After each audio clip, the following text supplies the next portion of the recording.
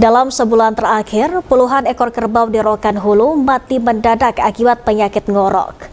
Dinas Peternakan dan Kesehatan Hewan Riau bergerak cepat mengirimkan vaksin dan obat-obatan untuk mencegah penyebaran penyakit tersebut.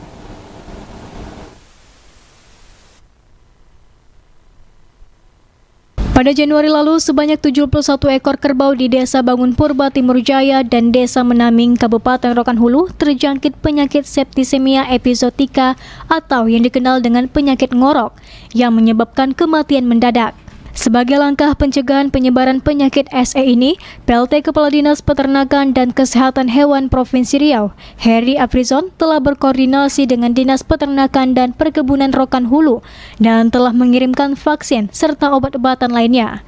Menurutnya, penyakit ngorok ini kemungkinan berasal dari Sumatera Utara, mengingat penyakit tersebut tergolong jarang terjadi di Provinsi Riau. Sapi ngorok ini memang sudah ada vaksinnya, dan ini kita sudah himbau kepada Kadis Peternakan di Rohul. Ketika rakor memang sudah disampaikannya, dan kita sudah mengirimkan antisipasi vaksin dengan obat-obatannya. Insya Allah ini bisa kita atasi.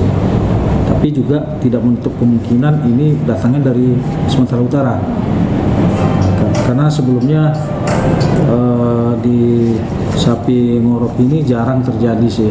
Diketahui penyakit ngorok disebabkan oleh bakteri yang menyerang saluran pernapasan hingga pencernaan hewan ternak ruminansia, terutama sapi dan kerbau. Penyakit ini tidak menular ke manusia, namun dapat menular antar sesama hewan ternak. Adinda Nilrozana Narandi Saputra melaporkan.